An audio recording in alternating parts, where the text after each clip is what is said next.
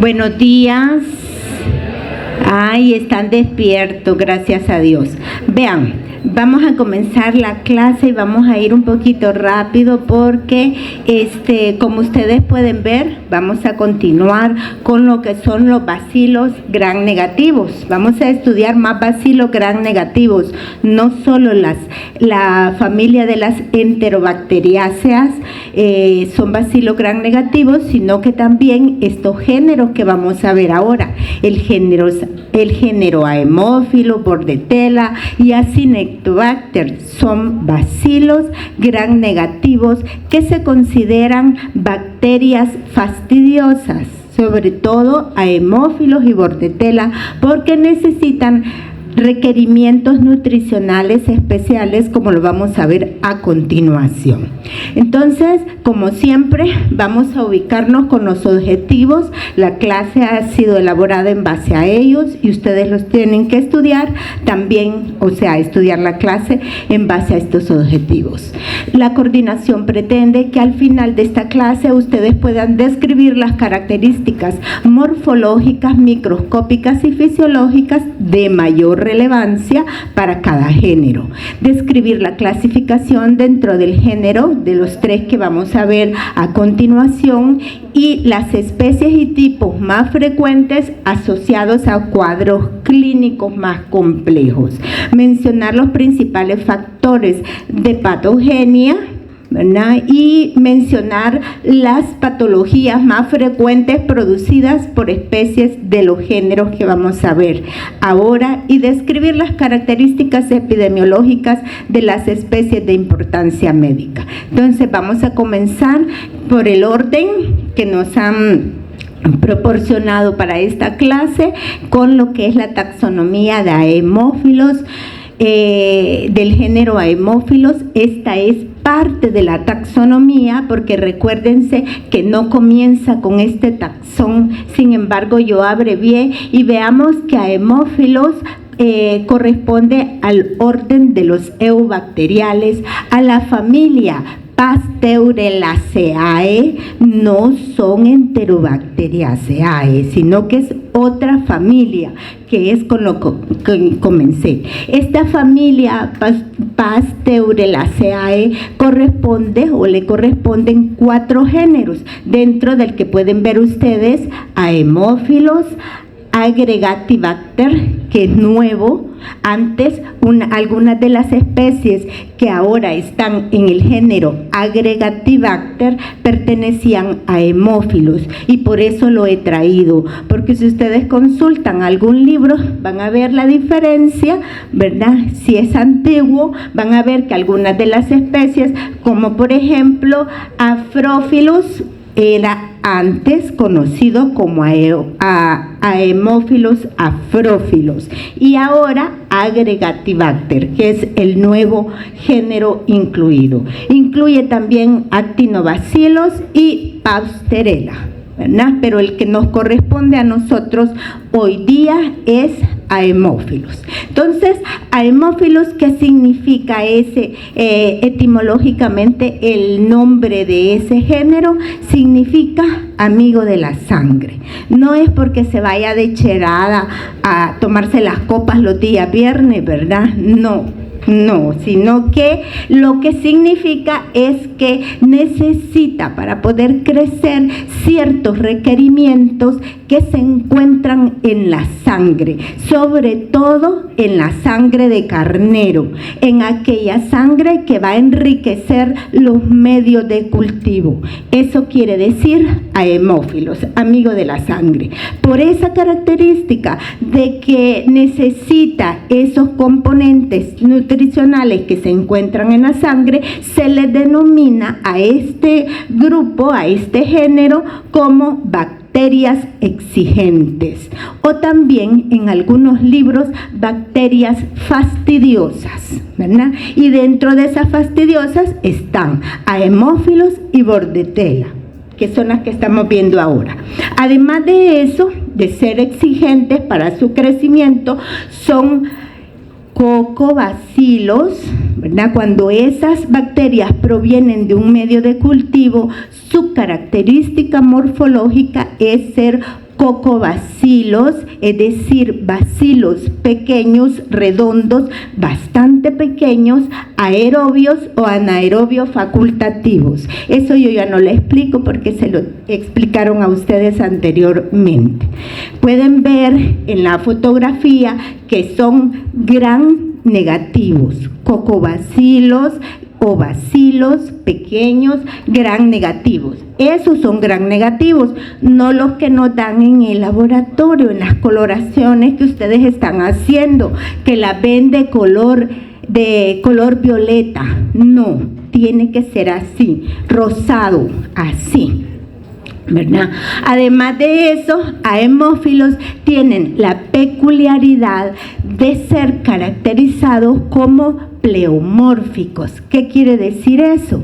Además de presentar la morfología de cocobacilos, si esa bacteria proviene sobre todo de muestra biológica, se pueden encontrar bacilos filamentosos, bacilos alargados. Entonces, por ese cambio se le denominan bacterias pleomórficas también. Vean todas las características biológicas y fisiológicas que tiene. Ahora bien, veamos que los microorganismos en medios de cultivos jóvenes, sobre todo hablamos de medio de cultivo joven, aquellos cultivos que tienen de 6 a 8 horas de incubación pueden presentar, algunas de las especies presentan cápsula, y Haemophilus influenza es uno.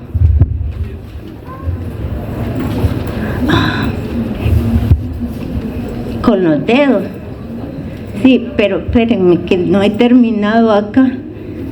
Vale, entonces, y Haemophilus influenza, gracias. Haemophilus influenza pues es uno de esos géneros de las especies que puede producir cápsula. Ya lo vamos a ver posteriormente. Son inmóviles, son bacterias como tales, todo el género, no presentan flagelos para desplazarse, son inmóviles y no producen esporas, ¿verdad? Entonces, aquí tenemos algunas características que son tomadas en cuenta para poder ser clasificados o hacer una clasificación presuntiva de las diferentes especies en el género Haemophilus. Y tenemos nosotros que esa característica fisiológica es la necesidad nutricional del factor 10 y el factor 5. Resulta que el factor 10 es conocido como nicotidamida. Es conocido como emina, y el factor 5 como nicotidamida, adenina, dinucleótido, es un nucleótido. Entonces, ¿de dónde obtenemos el factor 10, la emina y el NAD o NADPH? Lo obtienen las bacterias de los eritrocitos. ¿Y cómo lo obtienen de los eritrocitos? In vitro, en el laboratorio, se utiliza un medio para poder hacer crecer esta bacteria en el laboratorio, un medio que se enriquece con agar sangre, y esa sangre se calienta un poquito y esos glóbulos rojos se rompen. A ese medio roto, a esos glóbulos rojos rotos y que toman un color cafecito, el medio se le llama agar chocolate. Entonces, cuando se produce ese agar chocolate, los glóbulos rojos rotos producen el factor 10 y el factor 5. Entonces, de acuerdo a la capacidad, a la necesidad nutricional de la bacteria, de la especie, de metabolizar el factor 10 o de utilizar el factor 10 o factor 5, podemos hacer una clasificación presuntiva. Y ahí tenemos a Haemophilus influenza, que es la especie tipo, que por eso lo vamos a ver ahora, es la especie tipo para este género, pues tiene necesidad nutricional tanto de factor 10 como de factor 5. Otra especie, en algunos libros lo van a encontrar como especie y en otros libros lo van a encontrar como biotipo. Yo lo ubico más como biotipo a Haemophilus aegyptius. Haemophilus aegyptius es un biotipo de Haemophilus influenza, ¿verdad? Entonces, por eso es que está entre paréntesis y abajo de Haemophilus influenza. O sea que cuando ustedes lo encuentran en el libro, lo pueden encontrar como Haemophilus influenza aegyptius. Sin embargo, a pesar de ser el biotipo de esta especie, pues produce otras patologías y vamos a verlo después. Haemophilus para influenza, vean, solo necesita el factor 5, Haemophilus ducreyi, que es la otra especie que vamos a ver ahora, solo el factor 10, y así se van clasificando. ¿Y cómo se hace? In vitro se hace esta prueba, ¿verdad?, en el laboratorio para poder determinar la necesidad nutricional que tengan de los dos factores. ¿Queda claro? Ok. Muy bien, entonces es parte de la fisiología. Ahora veamos las especies que están asociadas, especies dentro del género Haemophilus que están asociadas a enfermedades en el ser humano. Como les dije, a la cabeza, el prototipo es la especie Haemophilus, le continúa la especie Aegyptus, la ducreyi, pero ya dijimos, ¿verdad?, que este Aegyptus es un biotipo de influenza, Haemophilus ducreyi para influenza, Haemophilus haemolyticus y para haemolíticos. Y ahí tienen ustedes las diferentes enfermedades.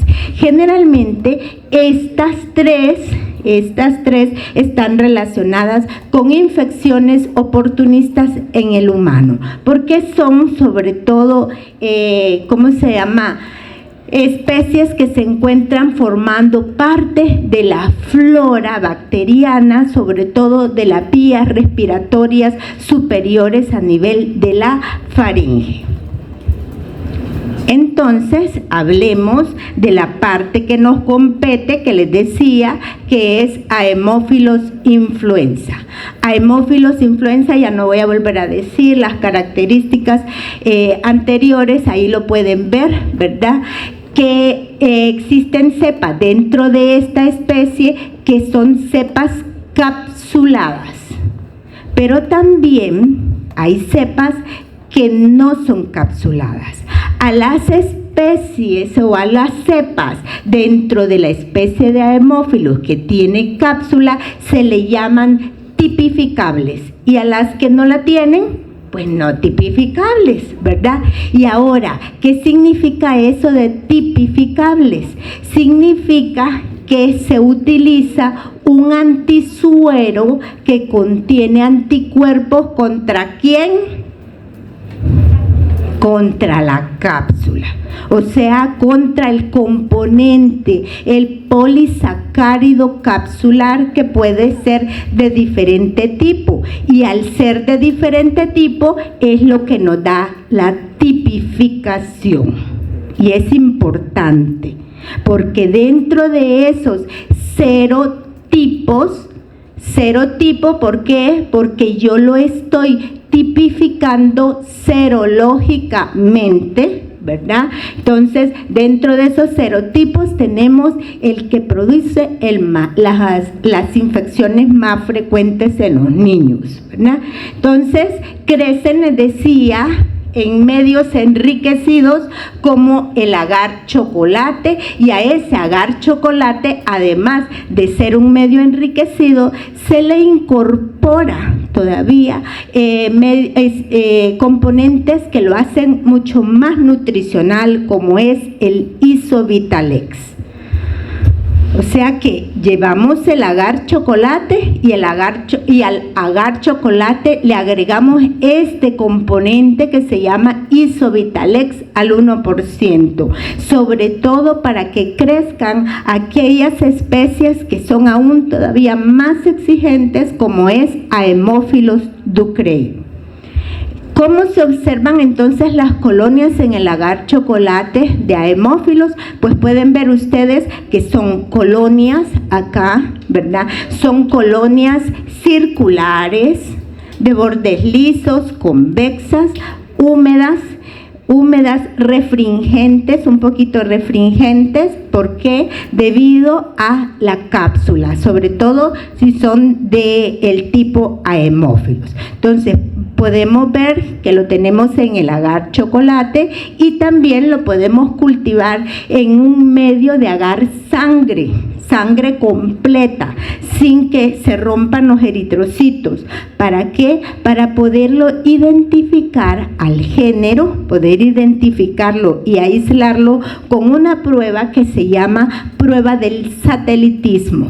¿Qué es lo que se hace? Pues en el agar sangre se coloca o se hace una estría con estafilococos hemolíticos, y en ese caso es Staphylococcus aureus, y alrededor de esa estría luego nosotros cultivamos. Tenemos que cultivar primero el aemófilos y hacer la estría posteriormente con el Staphylococcus aureus, y como el Staphylococcus aureus va a romper esos glóbulos rojos porque es hemolítico, entonces le va a estar produciendo el ¿qué?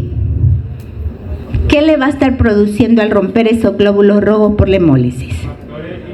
Factores de crecimiento, el 10 y el 5. Y entonces va a crecer, aemófilos va a crecer así muy cerca de lo que es la estría de Staphylococcus aureus. Entonces eso se llama prueba de satelitismo y es una forma de poder aislar la bacteria de las muestras biológicas, o es una prueba de identificación para el género. Bueno, entonces, dentro de las características metabólicas para Haemophilus influenza, tenemos que fermentan varios carbohidratos. Pueden fermentar glucosa, sacarosa, maltosa, silosa, varios carbohidratos, y producen una fermentación ácido mixta fuerte, ¿verdad? Pero no producen gas en esa fermentación. Otra de las características es que producen la enzima ureasa, y por lo tanto, todos ustedes lo han hecho en esta semana, va a ser una urea positiva si presenta la enzima, ¿verdad? Si nosotros, por ejemplo, en este caso la urea es líquida, nosotros la utilizamos en medio sólido, entonces la urea es positiva porque la bacteria presenta la enzima que va a metabolizar ese sustrato, que es la urea. Presenta enzima triptofanasa, reduce nitratos a nitritos, oxidasa y catalasa positivos, ¿verdad? Y son microorganismos quimio-organotróficos, ¿verdad? Entonces son características que ustedes ya conocen y no me voy a detener mucho a explicárselas. Bueno, entonces, ¿cuáles son los factores de virulencia de Haemophilus influenza? Déjenme decirles que existe una buena cantidad de ellos, y a la cabeza, la cápsula. La cápsula importante, la cápsula en la bacteria siempre va a ser sobre todo antifagocítica, o sea que va a evitar la fagocitosis por macrófagos, por polimorfonucleares también neutrófilos, y esa es la importancia sobre todo de la presencia de esa cápsula en las bacterias, ¿verdad? Además de otras como les mencioné ahí. En el caso, por ejemplo, de la cápsula que contiene una naturaleza química de polirribosil ribitol fosfato, que sería el serogrupo B, entonces es el serogrupo más frecuente y productor de infecciones, sobre todo en niños menores de 5 años. Y esa es la importancia de estudiar esta especie de haemófilos, ¿verdad? Porque el haemófilos influenza, el serotipo B, produce una alta mortalidad y morbilidad en los niños menores de 5 años, sobre todo en aquellos niños que no son vacunados. Y aún en nuestra era todavía hay gente que no comprende qué es la vacunación y la importancia. Increíble que gente que también como nosotros ha estudiado parte de las ciencias médicas, dice unas tonterías acerca de lo que son la vacunación.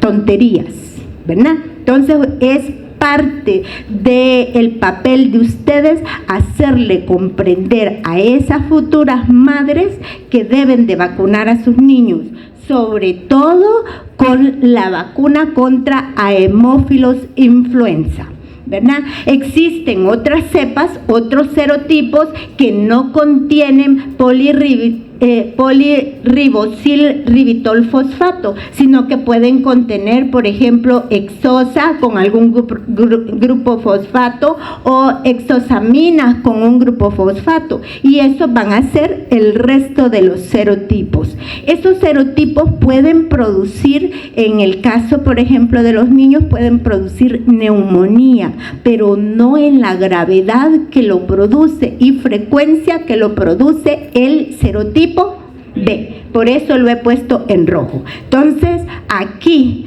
el factor de virulencia clave es la cápsula. Y de hecho, las vacunas están hechas con este compuesto, con una parte de ese compuesto, ¿verdad? Es una polivacuna. Bueno, luego tenemos otro de los factores de virulencia, el lipooligosacario. En este caso es una de las familias del LPS, muy cercano, ¿verdad?, al LPS. Es un glicolípido, es el glucolípido o glicolípido principal de la membrana externa de estas bacterias, y lo que hace es que confiere resistencia a la acción bactericida del suero, ¿no? La proteína D, que forma también parte de la superficie de estas bacterias, sobre todo a nivel de la membrana externa, la podemos encontrar tanto en cepas capsuladas como no capsuladas de Haemophilus influenza, y lo que hace es que esta proteína D interfiere en la función ciliar de los cilios de la nasofaringe, ¿verdad? Muchas veces hace cilioestasis. Entonces el cilio ya no hace su movimiento clásico de barrido y de látigo, sacando el moco hacia afuera con esas bacterias, y por lo tanto las bacterias pueden colonizar, proliferar. La proteasa de inmunoglobulina A, ¿qué va a ser? Una proteasa de inmunoglobulina A. ¿Dónde encontramos la inmunoglobulina A? En las mucosas, en la mucosa respiratoria, en la mucosa gástrica. ¿A dónde se encuentra mayor cantidad de inmunoglobulina A? ¿En la mucosa gástrica o en la respiratoria?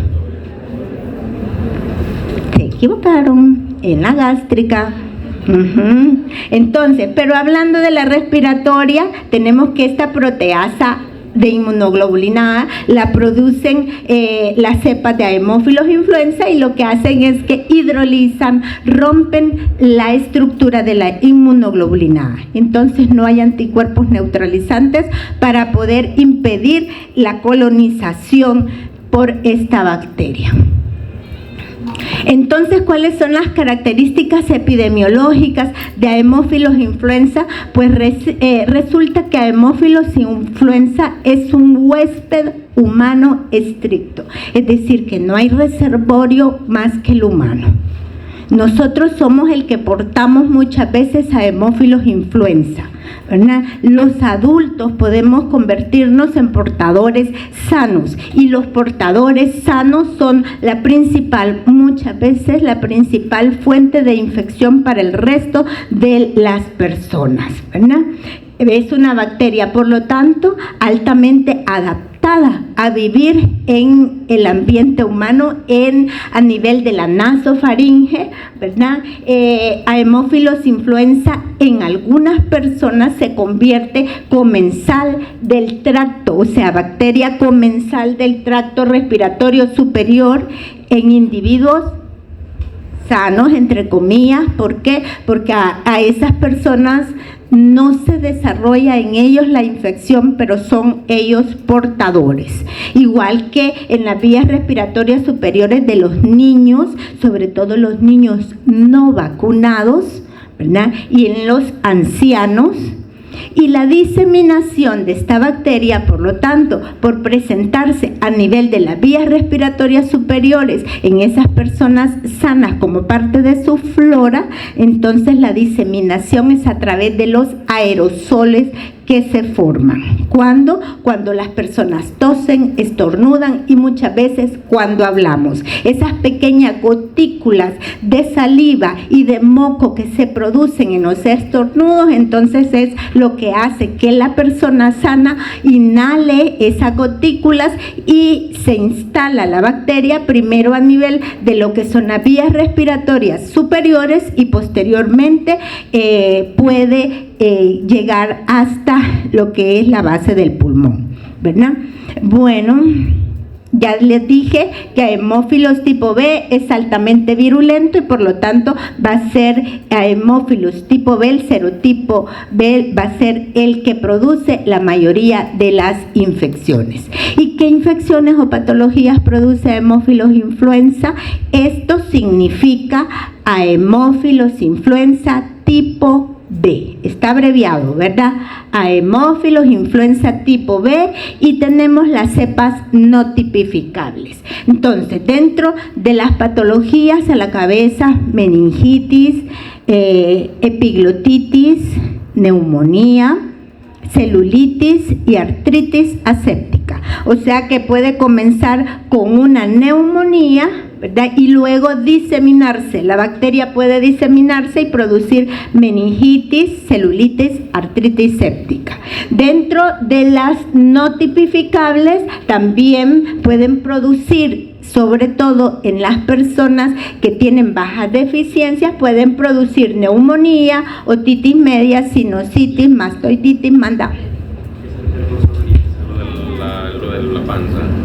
¿Cómo lo de la panza? No es la celulitis que nos salen a las mujeres y que se llama piel de naranja. No, la celulitis es una infección diseminada, pero a nivel de lo que son los músculos. La bacteria pasa, por ejemplo, puede haber celulitis a nivel de la cara y ustedes han comenzado con una infección a nivel de los senos nasales y esa infección se diseminó a todo lo que es la cara, los órganos. No es la celulitis esta, no es la piel de naranja, ¿ok? Por eso digo que se puede diseminar de una neumonía. Muy bien, sí, exacto, muy bien, está bien. Yo a veces creo que estamos todos, pero es válida la pregunta, correctísima. Pero es esa celulitis, es la diseminación de la infección a los tejidos, a diferentes tejidos, ¿verdad?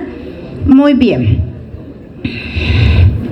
Entonces, veamos ahora la otra especie importante de Haemophilus, que es Haemophilus ducreyi. Haemophilus ducreyi está completamente lejos de la infección que puede producir Haemophilus influenza. ¿Por qué? Porque Haemophilus ducreyi se relaciona con infecciones de transmisión sexual y la manifestación clínica característica de Haemophilus influenza, y que es bastante frecuente, sobre todo en países como el nuestro, en países en vías de desarrollo, es el chancro o el chancroide. ¿Por qué se llama chancro o chancroide? Porque produce estas lesiones. Ay, yo no sé por qué. ¿Cómo era? Así, ¿verdad? Sí, allí. Ya aprendí algo, ¿ven? Sí. Entonces se producen estas lesiones ulcerosas, Miren, esas lesiones ulcerosas socavadas, es decir, que tienen una base purulenta, ¿verdad? Socavada, con bordes bien definidos y que se parece mucho a la lesión que se produce en sífilis, pero no en sífilis, ¿verdad? Sino es el chancroide producido por Haemophilus ducreyi y es conocido también con el sinónimo, además de chancroide, chancro blando. ¿Por qué? Porque los bordes de la lesión no son tan duros como en el caso del chancro sifilítico, ¿verdad? Entonces hay diferencias. Entonces en el caso de Ducreyi, las lesiones... Yo no tengo nada más. No. En el caso de Ducreyi, las lesiones pues son de ese tipo, de transmisión sexual. Veamos cuáles son los factores de virulencia para esta especie. Hay varios, tenemos comenzando con las adhesinas, siempre los lipoóligosacáridos, ¿verdad? La proteína de membrana externa, todas estas son adhesinas. Entonces, ¿qué quiere decir?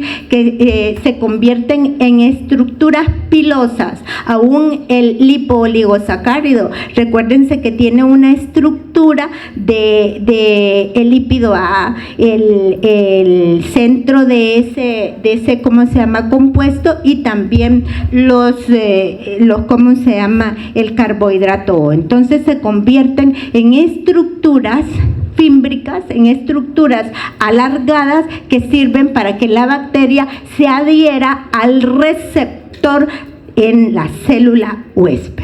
Además del lipoóligosacárido y de la proteína de membrana externa, tenemos una proteína A, denominada así, ¿verdad?, que se adhiere a la fibronectina y a la vitronectina, que son los receptores en la célula huésped. Otro de los factores de virulencia de Haemophilus ducreyi es la destrucción, las que se refieren a la destrucción del tejido, y también está relacionado la destrucción del tejido con los lipoóligosacáridos. ¿Por qué? Porque se cree que estos, por su naturaleza, producen una respuesta inmunológica aguda que genera la destrucción del tejido. No solo la respuesta inmune no solo sirve para poder resolver la infección, sino que también, yo se lo dije al principio, si la inflamación permanece por mucho tiempo y se producen muchos factores de respuesta inflamatoria, puede producir destrucción de nuestros propios tejidos. Y ahí tenemos los lipoóligosacáridos, de acuerdo al desarrollo de la inflamación aguda, puede producir o puede generar destrucción del tejido. Tenemos la citotoxina de Haemophilus ducreyi, eso significan esas siglas, que lo que hace es que destruye los queratinocitos y los fibroblastos y las células endoteliales. Y además de eso, esta citotoxina produce inhibición de la epitelización, o sea, no hay regeneración. La bacteria inhibe la regeneración del epitelio, o sea, la cicatrización normal. Y tenemos las hemolicinas, que lo que hacen es que destruyen los glóbulos rojos, liberando nutrientes, ¿verdad?, de la hemoglobina. Otros factores de virulencia de Haemophilus ducreyi son aquellos que se relacionan con la evasión del sistema inmune y la inhibición de la respuesta inmune también, como proteínas antifagocíticas, como la proteína LSPA1, que bloquean los receptores de las células que infectan. ¿Para qué? Para que no sean reconocidos, ¿verdad? Esos receptores no sean reconocidos por las células inmunes. Y tenemos esta otra proteína, la proteína A, que lo que hace es que bloquea la inmunoglobulina M, que es un tipo de anticuerpo que sirve para unirse, un anticuerpo neutralizante, se conoce en este caso, para unirse a las bacterias, y al unirse las opsoniza y activan el complemento. Pero si esta proteína degrada la proteína M, entonces no se activa el complemento. Eso es parte de las clases clases que vimos anteriormente, ¿verdad? También el cruce antigénico, el cruce de ciertas moléculas como el lipoligosacárido con el ácido ciálico que se presenta en algunas células de nuestro cuerpo. Entonces hay un cruce antigénico, una reacción cruzada, y de esa manera la bacteria se defiende, pero se afectan las células de nuestro cuerpo.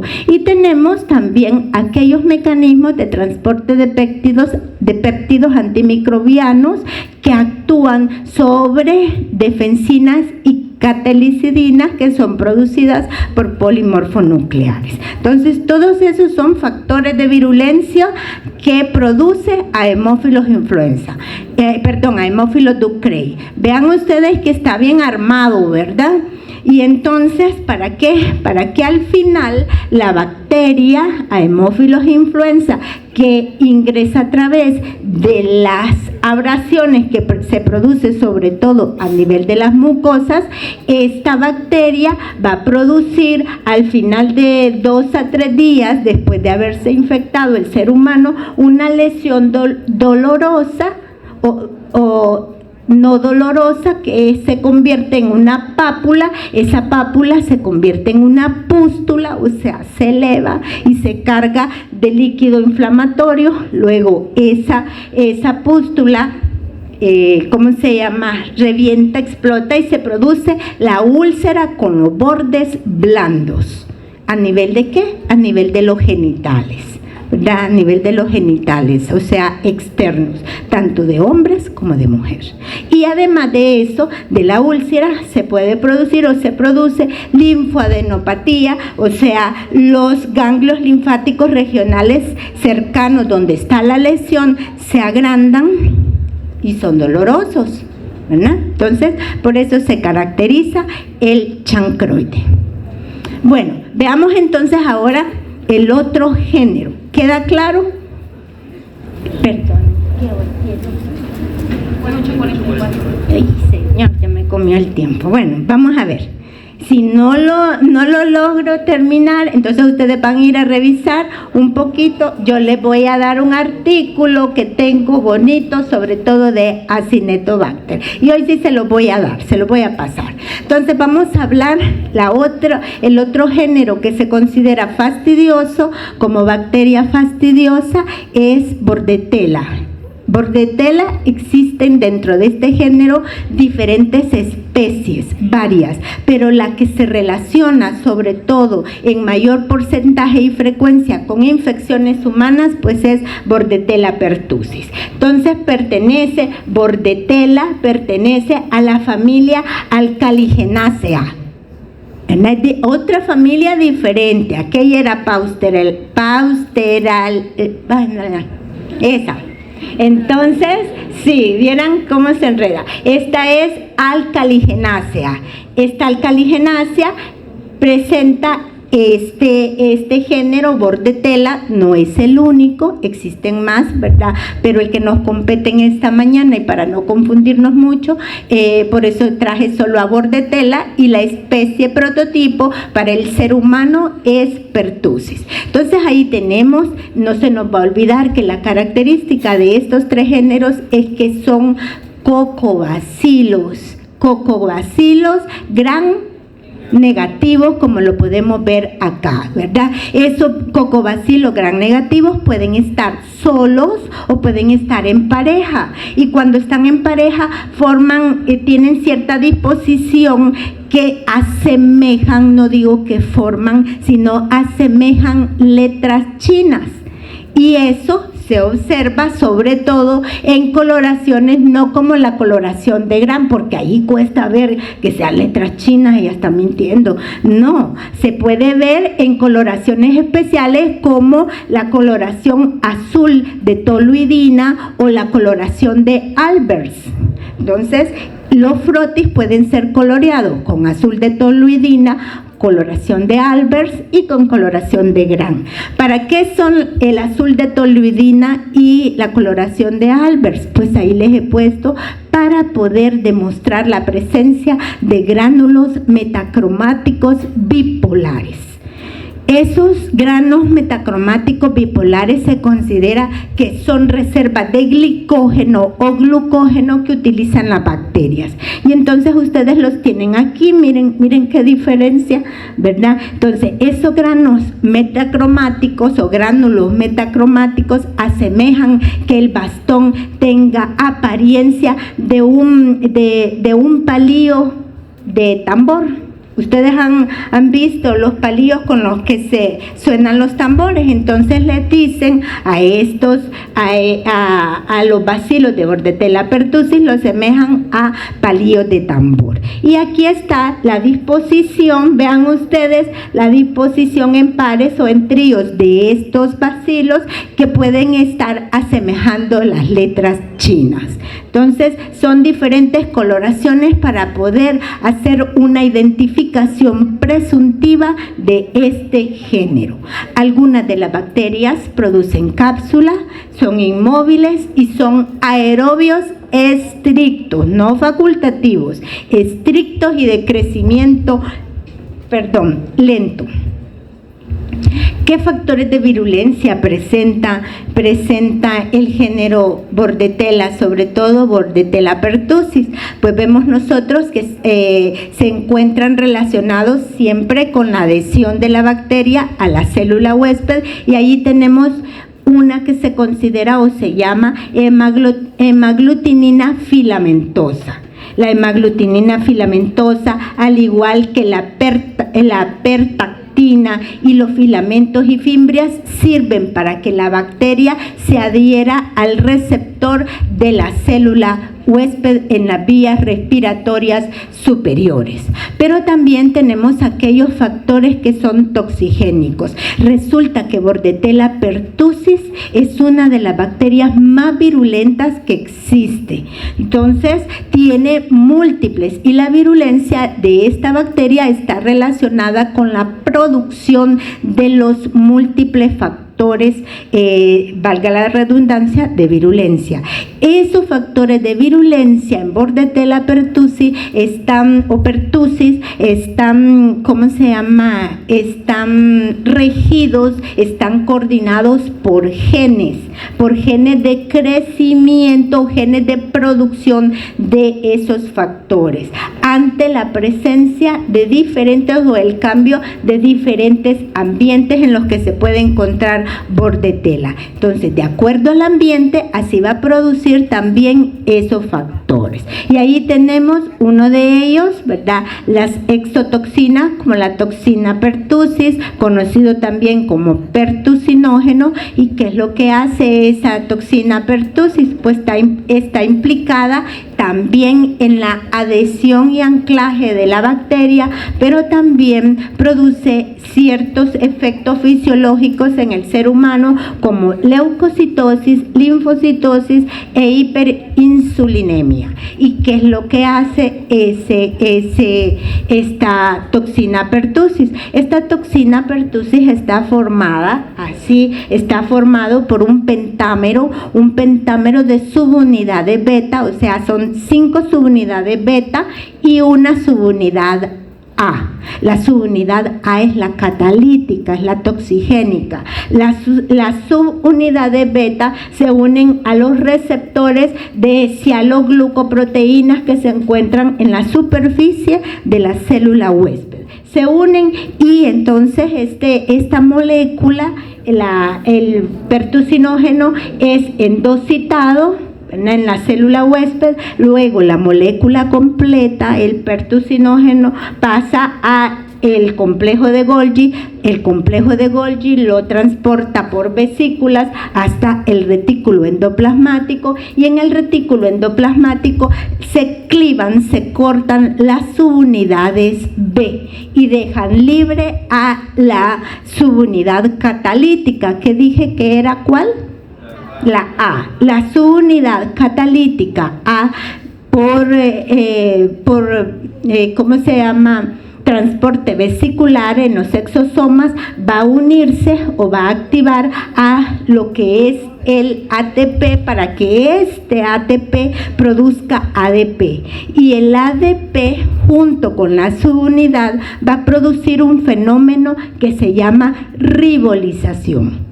La ribolización es la unión de la subunidad a ciertas proteínas, como es la subunidad alfa de la proteína G. Recuérdense que la proteína G es parte de nuestras células y la proteína G sirve para transducir, o sea, sirve para internalizar señales al interior de nuestra célula y que se activen genes.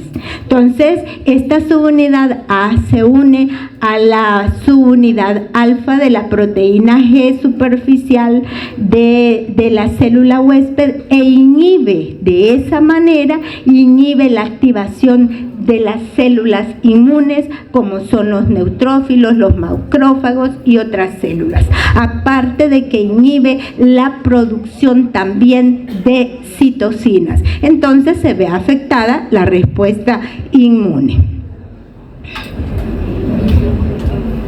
Voy aquí, acá. ¿Verdad? Entonces tenemos otras toxinas, como por ejemplo la adenilato ciclasa invasiva. ¿Qué va a hacer la adenilato ciclasa? Va a actuar sobre el AMP cíclico de las células, sobre todo a nivel de las células epiteliales mucosas. ¿Y qué hace con el AMP cíclico? Aumenta la producción del AMP cíclico, y cuando eso se produce en gran cantidad del AMP cíclico, esas células van a producir o van a liberar iones y líquido, y entonces se va a producir la secreción mucosa que caracteriza a la tosferina, ¿verdad?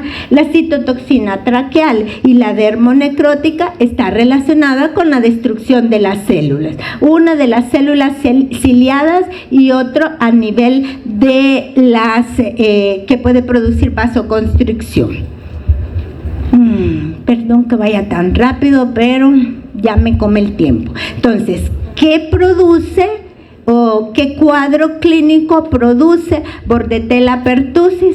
En el 95% produce tosferina. O sea, el 95% de los casos de tosferina es producida por Bordetella pertussis. El resto de los casos puede ser producida por parapertussis, que produce un cuadro bastante similar a la tosferina producida por pertussis, pero no en la gravedad que ella lo produce. Tenemos también Bordetella bronchiséptica, que está relacionada con la enfermedad de la tos perruna y de la tos de los conejos. Hay gente que besa a los chuchos, ¿verdad? O los conejos, y vieran ustedes lo que pueden adquirir. Entonces, la Bordetella o Bordetella bronchiséptica está relacionada con infecciones, sobre todo en perros y en los conejos. Pero ¿qué sucede? En algunos casos se puede transmitir a los humanos, con baja frecuencia, pero sí la podemos adquirir, ¿verdad? Y tenemos otras especies más recientes, como la avium, o sea, que han sido clasificadas más recientemente como Bordetella avium, que produce la coriza de los pavos. También les da infecciones respiratorias. No sé si han oído a las abuelitas: ay, se va a morir de soco, de no sé qué, ¿verdad? Y los pavos de la Navidad.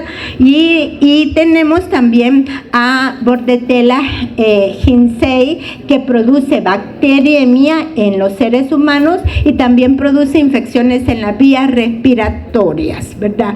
Superiores e inferiores. Bueno, y ahí estamos con lo que es el cuadro de la tosferina. La siguiente es esta, ¿verdad? En donde la bacteria, el mecanismo por el cual se transmite es por inhalación de aerosoles. También la bacteria se instala a nivel de los cilios de las vías respiratorias superiores, la faringe, la tráquea, y posteriormente puede bajar, invadir y llegar a lo que son los pulmones y producir una neumonía, ¿verdad? También. Ya tenemos un cuadro de un niño con tosferina. Ya no es tan frecuente, ¿verdad? Porque puede ser prevenida a través de vacunas, pero hay gente que no cree, sobre todo en esos países en donde hay todavía mucha población indígena. Y entonces esta tosferina tiene la peculiaridad de producir esta placa, una placa pseudomembranosa a nivel de las vías respiratorias superiores, a nivel de lo que es la faringe, y obstruye la respiración. Y aquí la tenemos, ¿verdad?